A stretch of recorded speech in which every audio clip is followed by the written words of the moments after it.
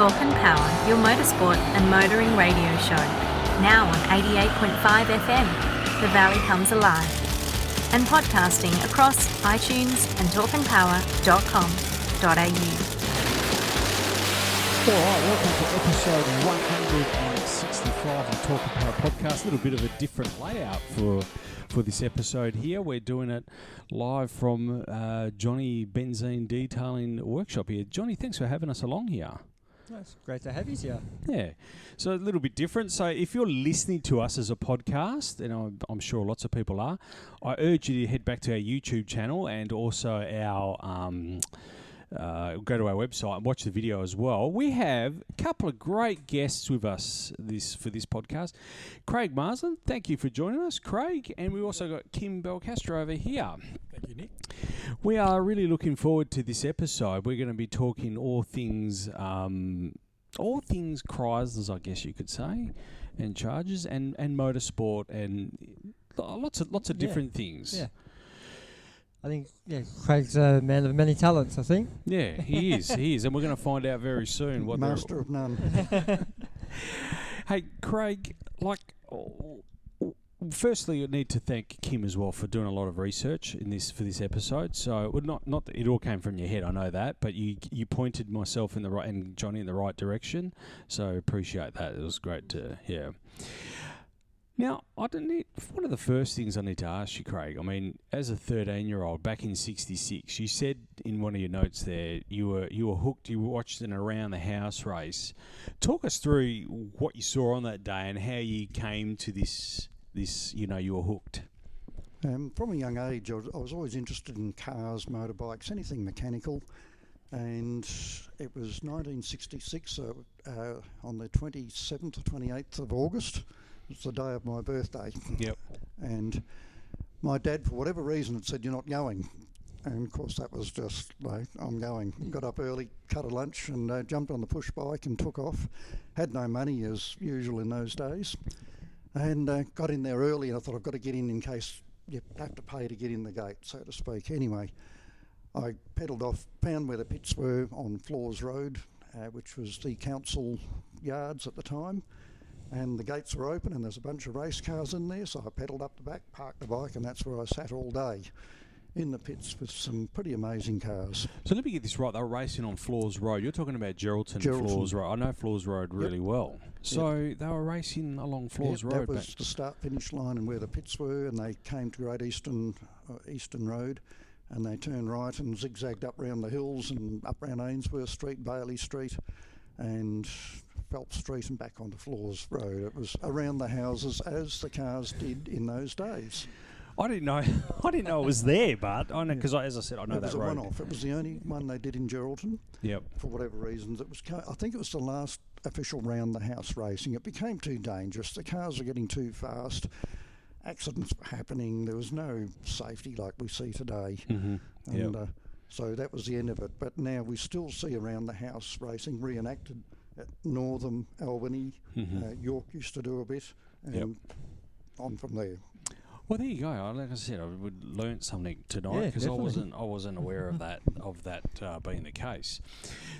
So basically, you're growing up in Geraldton, and that's why I'm curious to know about your Geraldton upbringing, because I perceive Geraldton. If you grow up in Geraldton, I think there's a natural tendency to be involved in literally a handful of things, either agriculture, sport, football, big in football up there, or cars and motorbikes. I know there's a massive following for the automotive industry up in Geraldton. Talk us through that, what it was like growing up there. We went up there in 1965. Dad was a policeman, and my early years I grew up in Riverton when it was all market gardens and pig farms and all the rest. And the properties were worth nothing, but Dad had 3/4 of an acre on the waterfront there and built a lovely home, then had to sell up and move. Anyway, I went to Geraldton when I was 10, 11 years old. And I was there till I started work and then moved on. But great place to grow up. It was only about 13,000 people in the town at that stage. Mm-hmm. And fantastic area to grow up in. Went to good old St Pat's College up there. Yep. Great memories. We still get together every 3 months with all the old guys from school and tell lies, and the older we get, the better we were. Of course. But in terms of football, and yes, typical country town, everyone's into their football and whatever else, and I couldn't kick a football or hit a cricket ball or whatever to save myself. Just didn't interest me. Yep. But for whatever reason, I had an interest in cars, racing. And in Riverton, there was guys with hot rods, as they were in those days, up in the bush behind us, and they'd belt these things through the back paddocks and whatever. And so that was my first introduction to a race car as such. Yep. And anyway, I started up.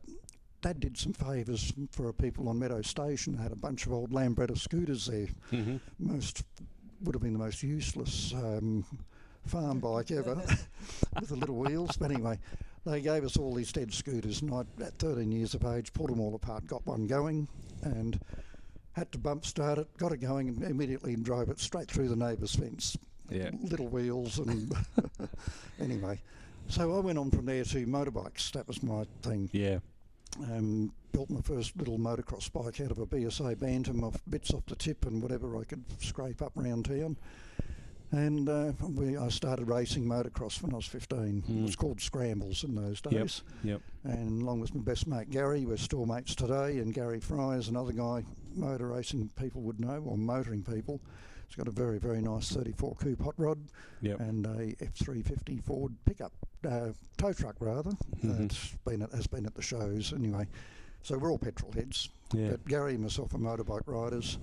And it wasn't until I came to Perth, I was transferred down working in the bank at that stage. And 1973 came to Perth, and I was going to go motocrossing again, and got introduced to Wanneroo Raceway. Yeah. The rest's history. Yeah. So talk us through, so as a 19-year-old, correct me if I'm wrong here, but you get yourself a VC Valiant. I'm familiar with the VC. I know that one really well. It was pretty tough by the sounds of it, so 273 V8. You talked about the street scene. Tell us what the street scene was like back in those days. I was working in the bank, a good old commercial bank, and I'd been transferred to Mullewa in 1972. And one of my schoolmates had one of these VCs, white, black vinyl roof, and it was lowered at the front with 5-spoke mags on it. And I'd never seen one before in Geraldton. And thought, wow, that just took my fancy. It just popped. They were ahead of their times. You know, the Fords and Holdens didn't have anything to match it. Anyway. And I get to Mullewa, and little Cortina I was driving at the time blew it up going to work one morning. And there was a white VC V8 Valiant parked in the main street, and I'm talking to the mechanic there and said, I've got to fix the Cortina up, better sell it, but I wouldn't mind, I'd love it to have a VC like old Ernie's down the road. And he says, Ernie wants to sell it. So the deal was done. I had my VC V8 Valiant at 18 and 18, 19, whatever it was, and I thought I was just crash hot. And in those days, the street scene, like street machines of today, you got your car, you put a chrome rocker cover on it, you cut the exhaust off, put a set of extractors on if you were rich, and you put a set of fatties on it. And fatties in those days were the skinny wheels. We'd get the local machine shop to split them in the lathe and weld in about an inch and a half centrepiece, widen them out. There was nothing available off the shelf. So if you had a set of 6-inch wide fatties on the car, that was pretty hot. Yeah. And the early mags were Tasman mags in those days, and no one could afford them. Yep. And so that was about it. And the Valiants were easy to lower underneath the socket and wind the front suspension down, and had that mean drag racer look, nose down, bum up. It did, yeah. And then there was a guy in town had a lovely Z28 Camaro, one of the early ones, same white, black vinyl roof, and it had the bumblebee stripe around the nose. So guess what Muggins did? Went home and painted a bumblebee stripe around the nose of the Valiant. And had to cut the exhaust off and put a straight through lukey on, as we all did. Yeah. And that was it. But that was the street scene. If you were good enough, you'd put a cam in your engine and make it sound good, but I couldn't afford that. My cam in my little Cortina was to pull the choke out going down the main street and go brip, brip, brip, brip, and thought I was pretty good. Just explain to some of our listeners or viewers as well. So Mullewa, it's exactly, I think it's 96 kilometres exactly inland from Geraldton. Correct. It's a small town now. It probably was same even back then. Yeah, it hasn't changed a lot. I actually drove through there a year ago. It's been tidied up a lot. It was really in the doldrums there a while back, but it's had a bit of money put into the place, and it's a bit of a tourist place, and but I had good memories of there. Yeah, great good people. wildflowers there, isn't there as well? Yep. Like, so go. People listening, head to Mullawall. There's great. No, I'm in Mullawall all the time. So hello, cheerio to the Bryant family as well. They're probably listening. Yep. So so that was basically. So we're talking you're a 19-year-old with this VC Valiant. Yep. So by the time 1975 rolls around, you've got yourself an XL Charger, VH, as Yep. Kim has Yes. corrected in my notes. You go to a streetcar event. So Wanneroo, I believe it's the first time they've run a streetcar fixture at Wanneroo Raceway. Yes, by that time I was already helping out on the crash crew up there and got involved with the Advanced Driver Training School, which I still do a little bit today to the short of an instructor occasionally. I'll go up and give them a hand. But that got me into the motor racing scene. Yep. Didn't think I could ever afford to go racing because it cost money. Mm. Anyway, the committee at the time came up with this idea of have streetcar racing. Virtually run what you brung. You had to be licensed for the road, you had to drive it to the track, and it was aimed at the young guys with the hotties around town to come and have a go. So I couldn't help myself. I had the Charger, and the old Paceway Chrysler Charger had been taken off the racetrack, put on the road, and the chap who owned it was a car dealer, old Bill Housego. Yep. And he still had the roll cage and the seat belts and the fire extinguisher. So we did a deal. I got that bolted into my road-going everyday car, and I was in the first streetcar event ever up there. Yeah, okay. And I think I'd qualified about 5th on the grid, and there were lots of little 4-cylinders and a variety of all sorts. Anyway, off we go on the first lap of the race, took off, and of course being a big 6-cylinder, it was only a standard car, but they got a bit of grunt.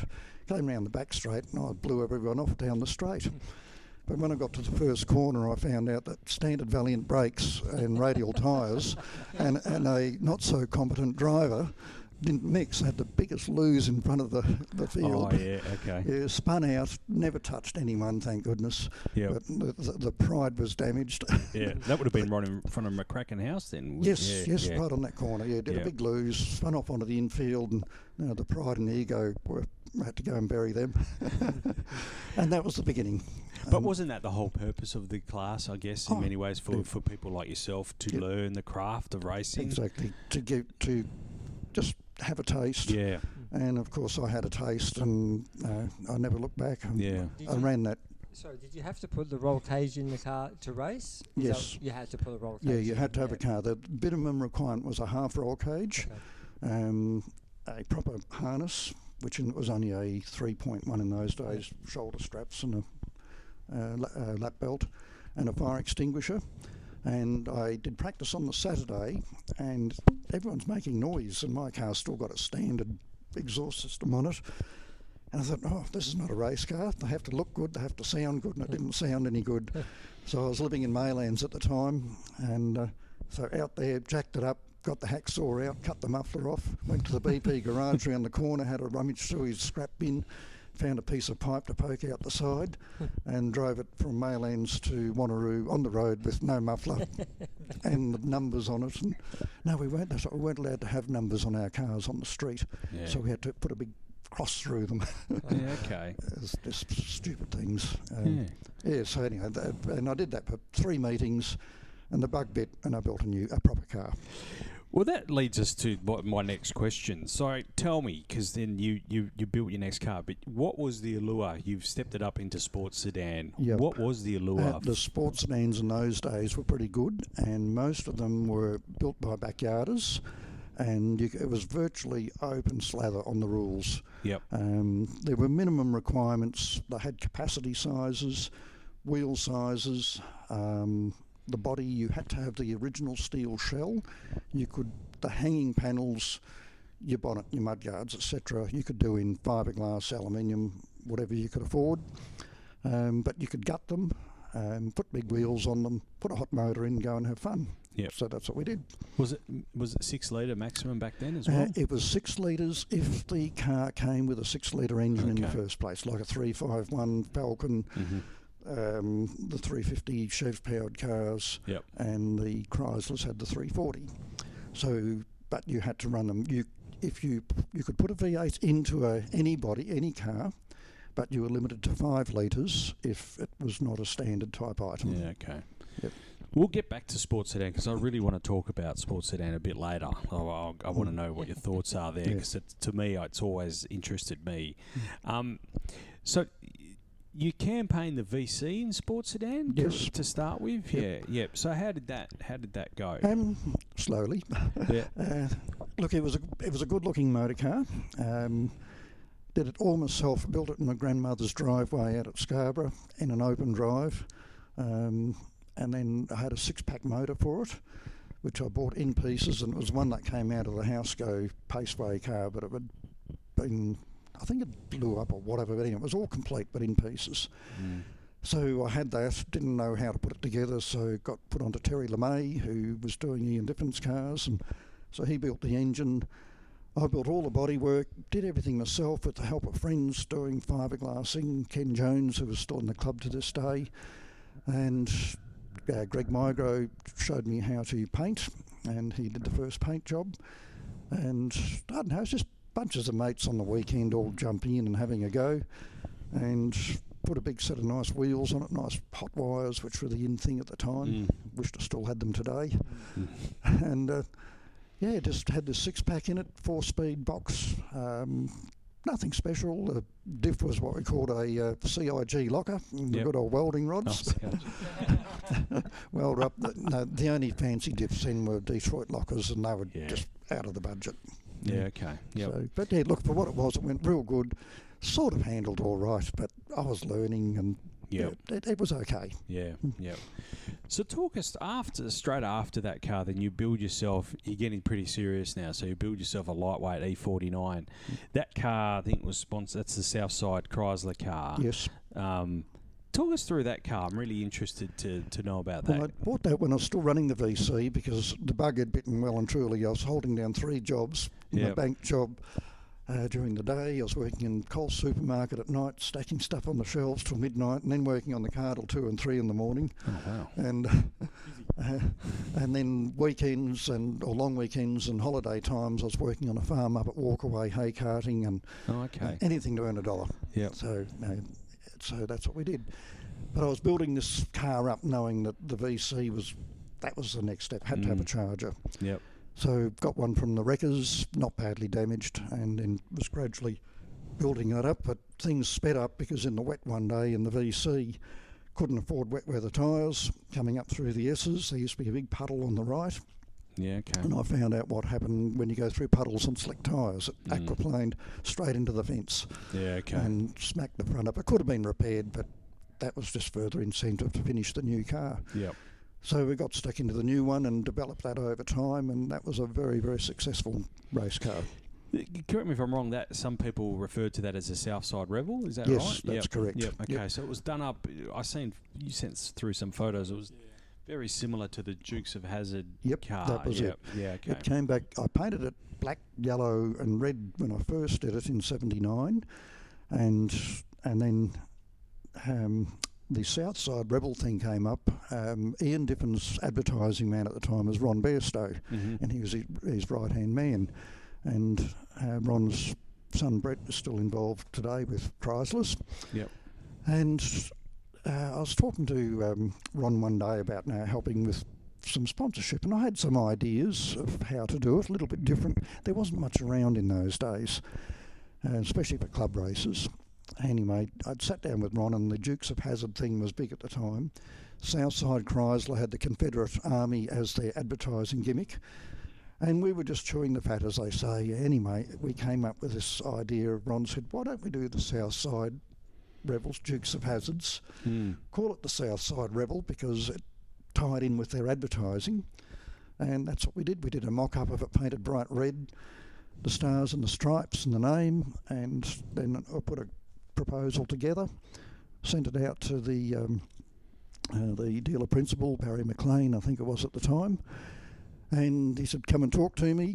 And he said, we won't sponsor you, but in terms of giving you a bunch of money, but you can go to the racetrack and do whatever you like, but we will pay you to do advertising away from the track.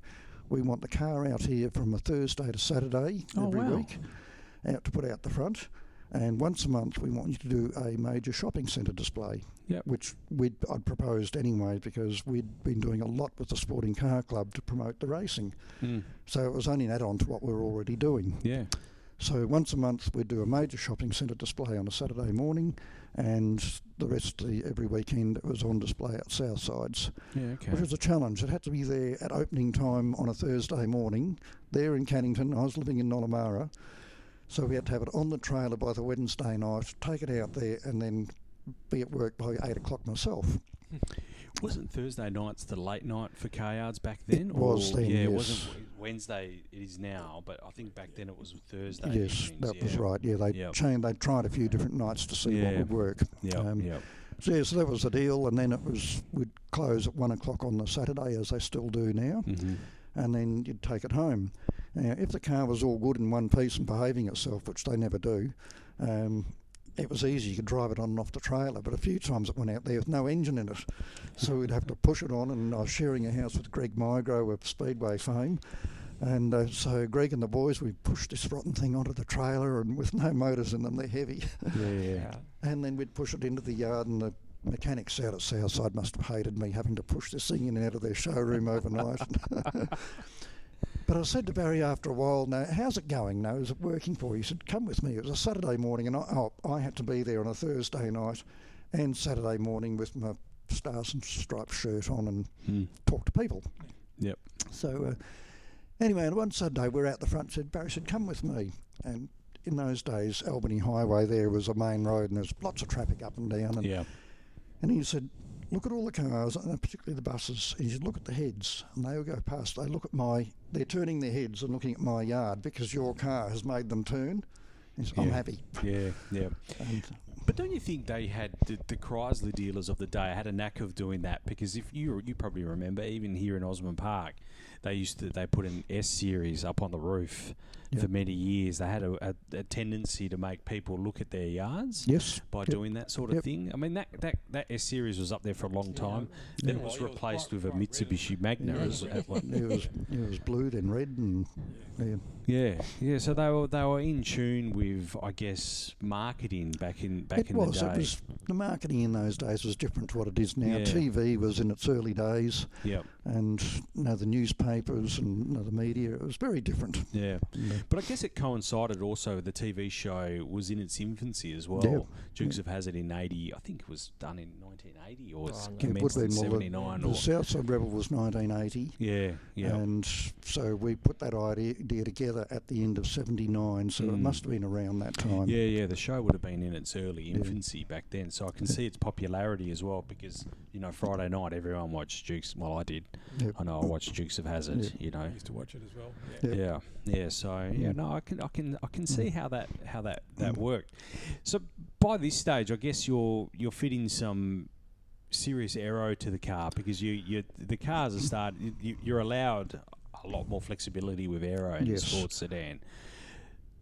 Talk me through that because I'm curious to know how much science actually went into that, or was it just trial and error, taken to the track? And a little bit of both. We were not allowed to run wings or aero at the time, but we would have the little ducktail spoilers on the back like the XU1s and L34s and a bit of an air dam on the front, but that was about it. And then with lobbying, because the sports sedans at the top end of the category were very fast. In the days we had the John McCormicks Charger and Bob Jane's XU1s and Monaros and Pete Gagan's cars, and they were very fast. And a standard sedan at high speed is extremely unstable. They float. I've experienced it firsthand.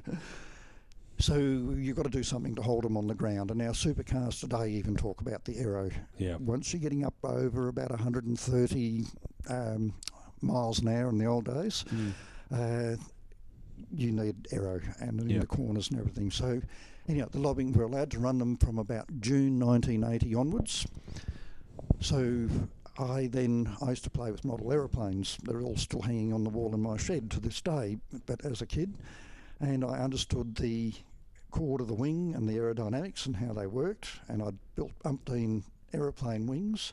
So we upscaled it to the dimensions of what we were allowed within the rules, and I built a giant model aeroplane wing upside down, put a little gurney lip on the back. I did my research, and it was all done to the correct scale. It was adjustable. Anyway, we put it on there and rocked up at the track, and they all laughed at me. Oh, crap. And happened to be raining that day, and I couldn't afford wets again, so had slicks on, because very few of us had wet weather tyres in those days, so you had to learn how to drive. Anyway, I got out there, and they were all laughing at me, and a few who had the wet weather tyres, etc., I was able to beat them. I won the race. So when you talk about slicks back in the day, you're talking about full slicks, like no grooves, No grooves. No grooves at all back in, yeah, I can remember the sizes. They were 27 inches high by 12 inches wide on the back. Yep. The wheel rims were 10 by 15s. 10 width was the maximum we're allowed to go. Oh, right. So all round. Yep. So yeah, 27 by 12s on the back and about 24 by 11s on the front. Okay. So, and I couldn't afford to buy new tyres, and on one trip over east I'd met Kevin Bartlett, who was running the Camaro in 1980, and he was only running the same size tyres at the time, and we were in Adelaide and they were doing their test days, and they do a practice run, pull the tyres off, and I'm parked next to them. What do you do with them? Oh, whatever, sell them. So how much? It's $100 a set. Thank you, I'll take them. Yeah. So I used to buy Kevin Bartlett second-hand tyres and bolt them on the Charger. Yeah, but isn't that amazing? Like, you were able to win a race on slicks in the wet, Look, the traction, even though, like, by today's standards on slicks, it's still horrible, but I was able to crank the wing up at the back. It just pushed the back down and gave me traction. Because it was quite a large wing from the photo that I saw that Kim's provided. It was actually quite a large wing. It was the maximum dimensions allowed. Yeah, yeah. And the Ian Diffen car, which is around today, which I also put the wing on that, and the wing on it today is the side panels I built. It's been reskinned, but the shape is correct, so I presume it's my ribs inside with a new shell being put onto it. But it's the same dimension. Yeah. That's what I love about Sports Sedan. That's what I love about this category, because it lends itself to being able to innovate and build your own stuff. Yes. Not where we're operating in such a small window. No, the car must be like such. It was a way of going fast on a budget. Yeah. You know, you could throw a big engine into a little car and away you go. Yeah. And so it was good. I loved them, and so there were some wicked Sports Sedans around in the day, and then I just over time gradually progressed up the ladder. Not very successfully, but I had a go. Yeah, yeah. You mentioned this car just before, the Ian Diffen V8 powered Charger. Yep. You saw that for the first time at the Pagoda Ballroom. Yes. That was an annual show? Was it was a West Coast Rod and Custom show. They'd have a show every year, and they did it at the Pagoda Ballroom for quite a number of years in the 70s when I came to Perth at least. And I don't think I missed any of them. And I just went in there, and I knew the different car was being built, and went in to look at the hot rods, because I love anything mechanical: cars, motorbikes, speedway, drag racing, road racing, and old aeroplanes. Yeah, yeah. And I went in there, and here's Diffen's car sitting up on stands in the middle of the display area, and it was just, wow, this was something way out. We'd never seen anything like it. Yeah, yeah. And, so talk us through, I mean, for those that are listening, I'm really interested to know, because not many people would actually know Ian Diffen. I think a lot of the younger demographic wouldn't be aware of Ian Diffen and who he was. And I read a quote somewhere, and I'll read this quote out verbatim. It says, Ian Diffen is as West Aussie as Court Marshbold Lily. So he was a quintessential West Australian. Yes. Talk us through Ian Diffen and the man you knew. Okay, the Ian Diffen, the first time I came across the name was around the house racing in Geraldton, and I think he was a young fellow either just out of university or maybe still there, and had a Cortina from memory. But I remember the name, can't remember him on the day or anything else. He was just out there having a go like most of the other young ones. Yep. Anyway, later years, Ian went on to be a successful tyre dealer. There was Ian Diffen World of Tyres. He did work for Bob Jane over east for a little while and Ford Australia and whatever. He's a very smart man. Yeah. Anyway, he came back here and set up Ian Diffen World of Tyres, and he was the Bob Jane of WA. He was, yeah, most definitely. And a real nice guy to go with it, and put a lot into motorsport, got behind the car club, did a lot of promotions, put a lot of his money up front to bankroll it, so to speak, and did some fantastic promotions in the mid-70s. Yeah.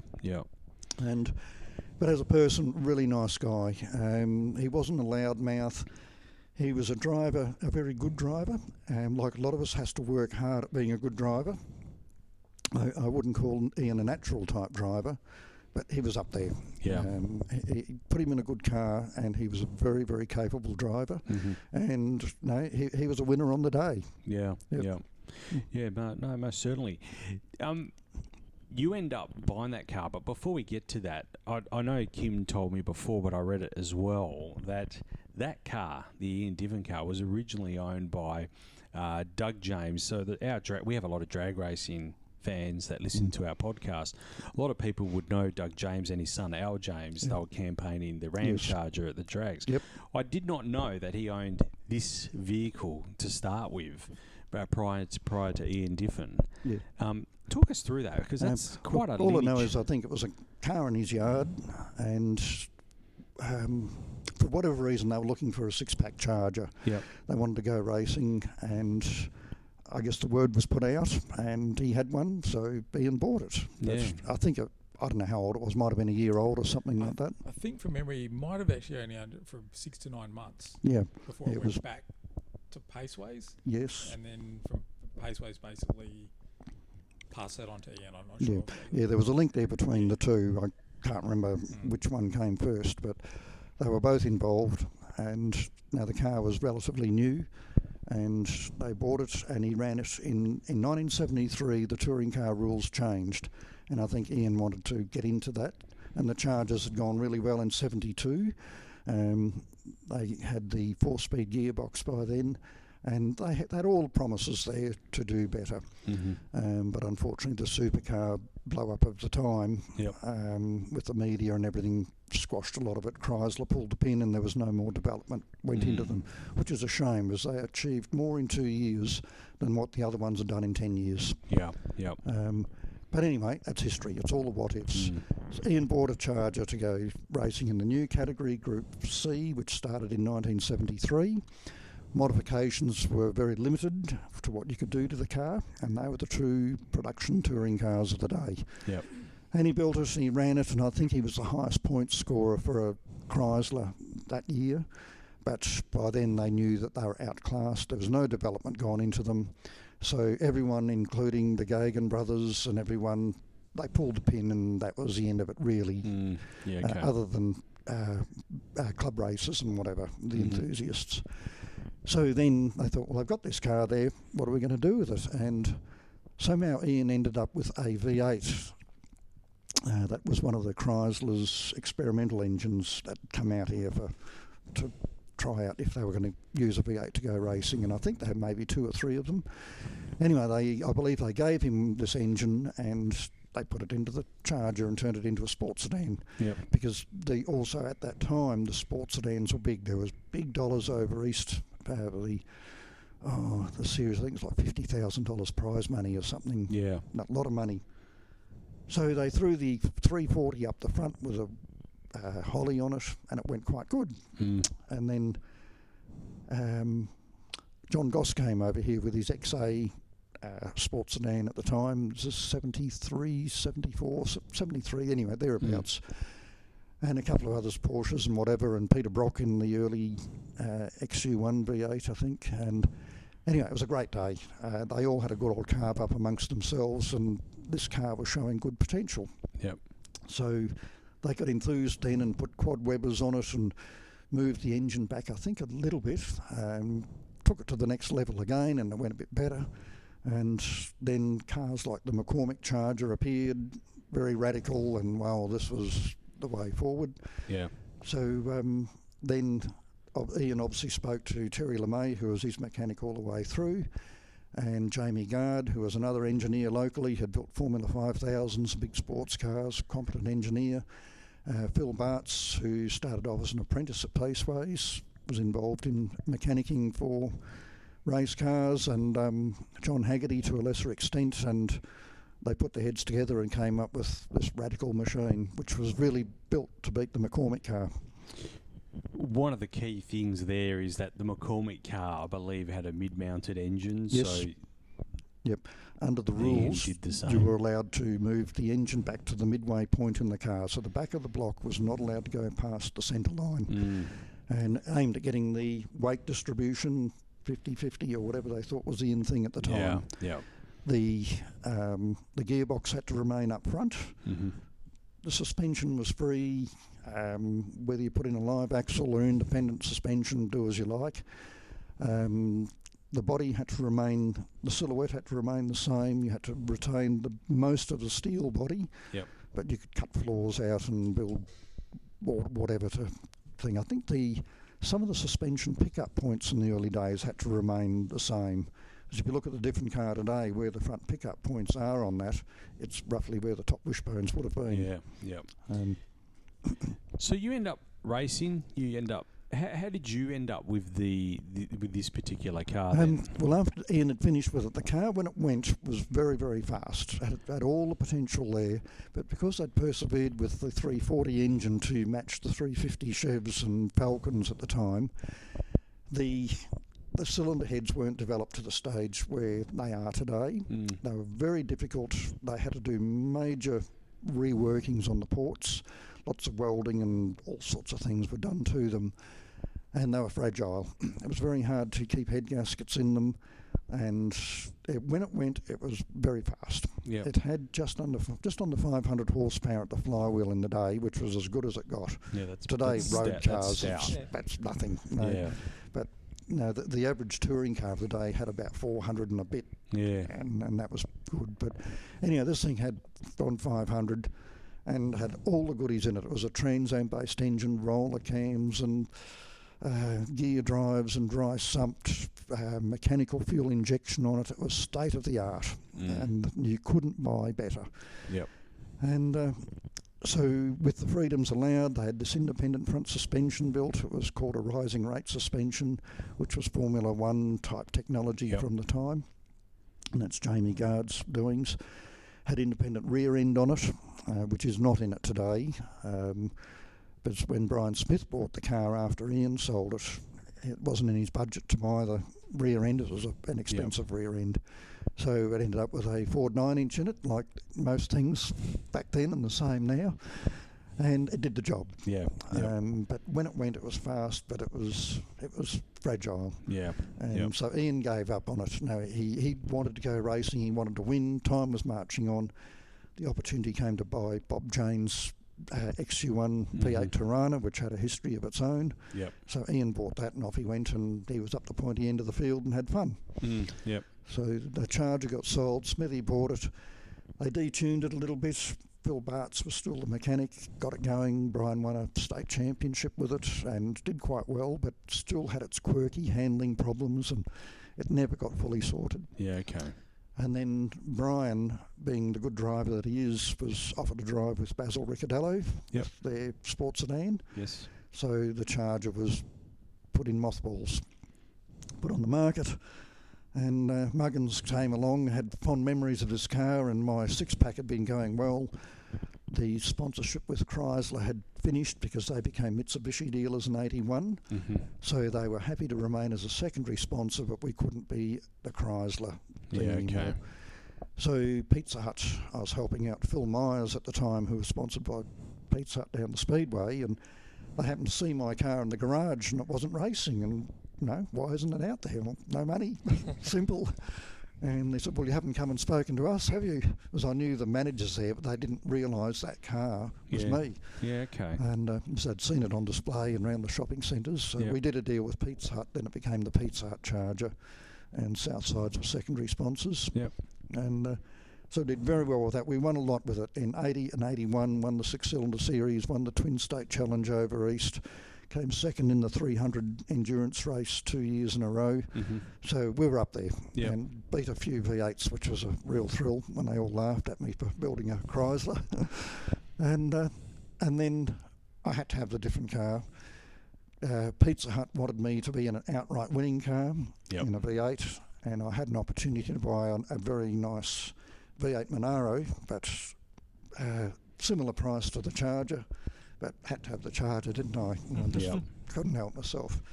Anyway, I got it. I should never have bought it because I never had the wallet to match it. But I tried. I just had to have a go. And I did. I had a go, and I matched its best times. Had a huge crash in it at the National Championships. And of all people I crashed into was Brian Smith, the previous owner. Okay. It was the first lap of the race. We're over the back of the hill in Cobb Corner. And Alan Jones was over, just finished with his World Championships, was driving the Porsche Sports Sedan for Hamilton. And he was here that meeting. And first lap, we're all nose to tail over the back of the hill. Smithy is in Basil Ricciardello's very first V8 Alpha. Yeah, the first one, And anyway, he was 2 cars in front of me, and I'm presuming someone tagged him because Brian just wasn't the sort of a driver to spin out. So I presume he got tagged in the middle of the corner, spun out. The car that would have hit him would have turned left. I was behind him, and here's Smithy facing me head on in the middle of the corner, and we're foot flat through the corners. So I hit him head on. Wow. Spun him around, and there's about 5 cars involved, and I thought I'd killed him. It was very nasty. And pushed the front of the headlights of the Charger back to the windscreen just about. Wow. It was just only a framework to hold the front end in. And anyway, it was all good. Everyone was okay. No one was hurt. We all got out. The cars were a mess. I think 2 got written off. The Charger, we should have chucked it in the bin, but I went home 4 weeks later. It was up and running at the next race meeting. And just repaired it myself with the help of friends. Had to put a new subframes and everything into the front of it. And anyway, he did it.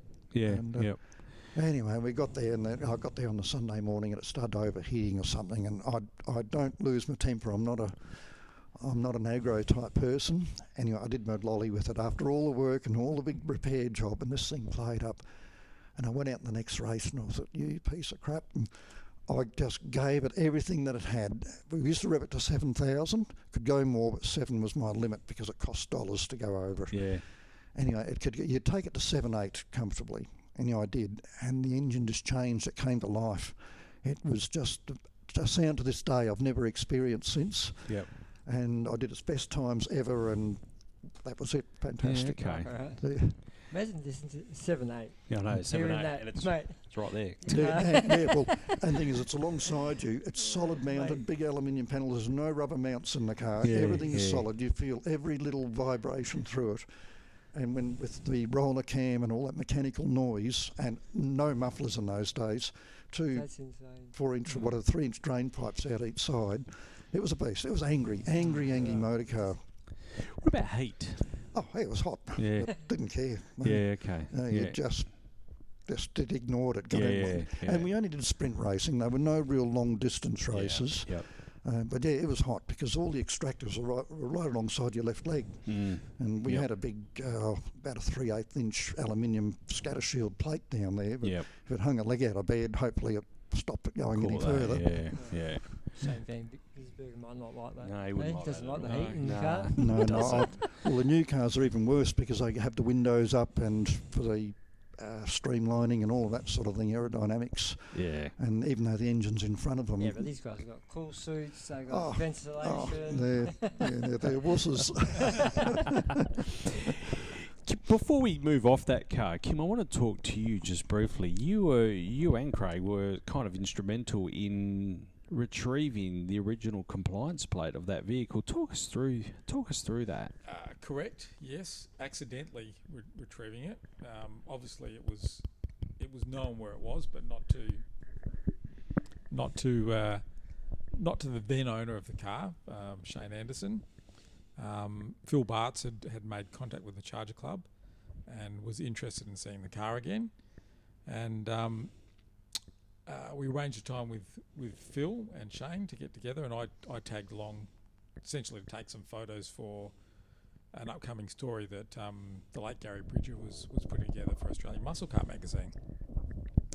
And Shane and Phil were talking, and we sort of got to the point where we were discussing the heritage of the car and its original numbers. And it was a shame that the compliance plate was missing and the inner fenders were missing. And Phil said, "Oh, I know exactly where the compliance plate is. It's in my shed." And so Shane was quite excited about the chance to retrieve this, and I sort of left Shane and Phil alone for a little bit to discuss what was going to happen. And in the end, Phil offered to just reunite the tag with the car, and it took a while for that to actually happen. Was that the 2018, I think it was? Yes. Hot Rod and Street Machine show. The car was there, wasn't it? The car was there. Yeah, I remember. We tried a few times previously to get together, but just things didn't pan out for whatever reason. Shane was busy, Phil was busy, and I suggested to Shane that we all get together at the Hot Rod show, and the incentive was I'll grab some tickets for Brian, for Phil. We sit down and have a coffee and have a chat. And Phil just produces an envelope with a tag in it and says to Shane, "Here you go." And that was it. Handshake, and the tag was back with the car after probably 40 years. Well, maybe. Yeah, well, it was built in 74, 75, so that's when it would have come off. It had been in his shed since about that era, 75, 76. Yeah. I know the compliance plate, the car's never going to go back on the road and go down and get groceries, but it's still an important part of the car, isn't it? Just Correct. Explain to people, like, I know it's a racing car, so the compliance plate isn't necessarily required, but it's the DNA of the car, that car was originally a road car. It wasn't built like a drag car is these days, that's made out of frame and then they flop correct. a body over it. Just explain to people, like, the importance of that. Well, That reunion. Yeah, so originally the car was left the factory as an E38 six-pack Charger, big tank. So they're a fairly rare car to start with. In its probably, if it was in its original form, it'd be worth a lot more money than what it is as a sports sedan. But it's just, there was discussions about whether the car was an E38, whether it was a big tank, whether it was a small tank, whether it was an E49. There's a lot of conjecture about where the car originated from. And just having that tag actually because it's birth certificate basically. Pretty much, yeah. And then that put it back to it being owned by Doug James. Yeah. And Al James was instrumental in saying, no, it was Dad's car, and sure enough, Doug had a ledger with the numbers in there, the license plate, the engine numbers, the whole lot. So, yeah. Do you feel the car comes to life when that happens? I think it just gets people talking, Yeah. Gets people talking about its history.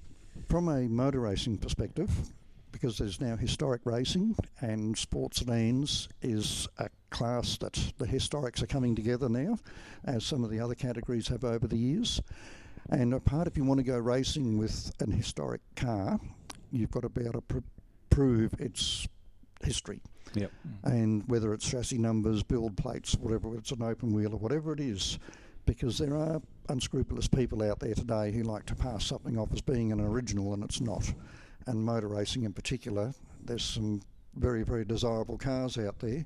So if you want to get historic logbooks and the certificates of recognition and everything, you've got to be able to prove it. And part of it, that would be a part of having that original build plate from the factory, and they can tie it in with the CAMS Motorsport Australia records going back in the day and all the rest of it, and that's a link, even though that car's well known and no one's going to be silly enough to go and build a duplicate one. Yep. But the rule applies for everybody, so as you say, it's a birth certificate. Yeah, yeah.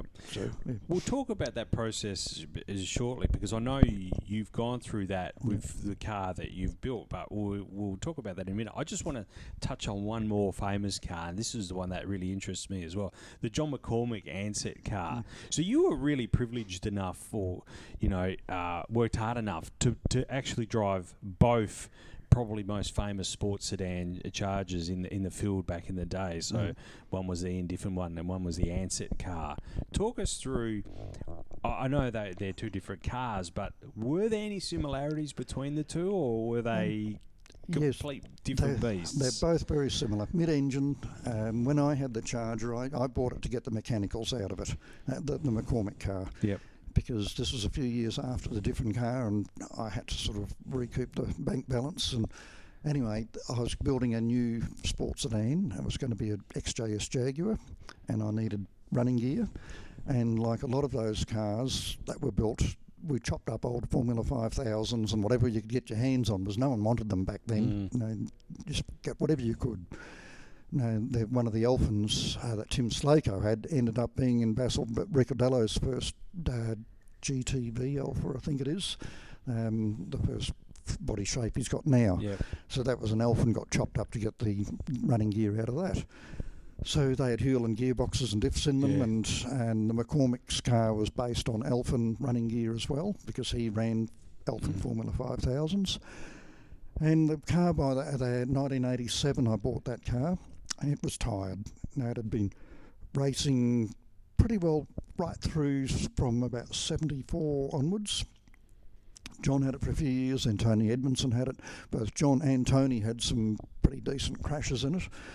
And then Dave Farrell in South Australia had it for a little while. He was more of a speedway guy, but had a go, and he put the later model CL front on it, and I think he ran a Chev in it at that stage.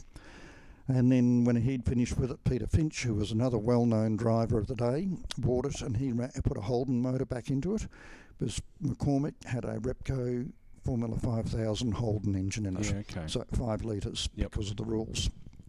So Peter Finch was a bit of a Holden man, and he put a Holden motor back into it. He ran it for a while. He came over here to Perth with it, lived here in Perth for a while. It was in my shed here for quite some time.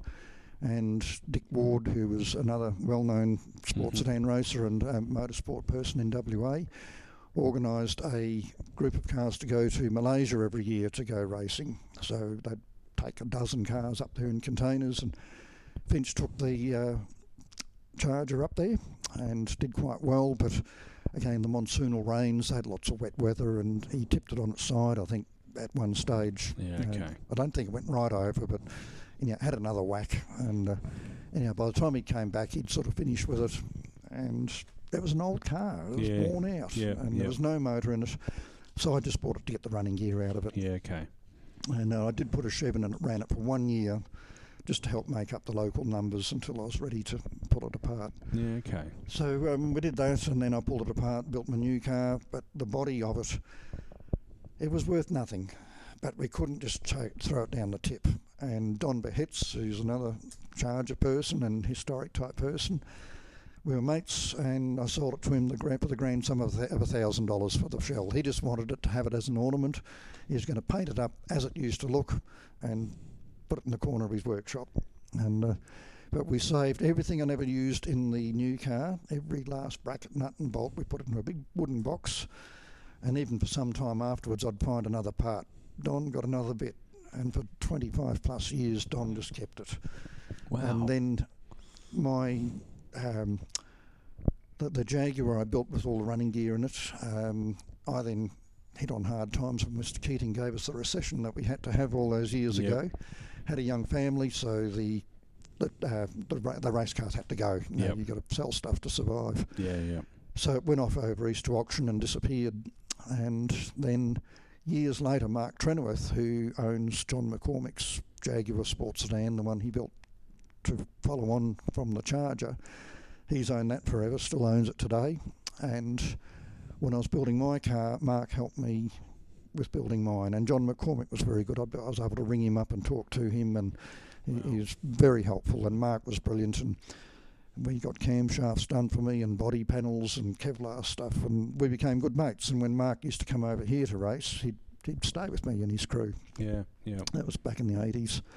And then years later, Mark found my car somewhere over east because it was Jaguar. It went to Jaguar people, and there were pallet loads of engines and wheels and all sorts of spares went with it.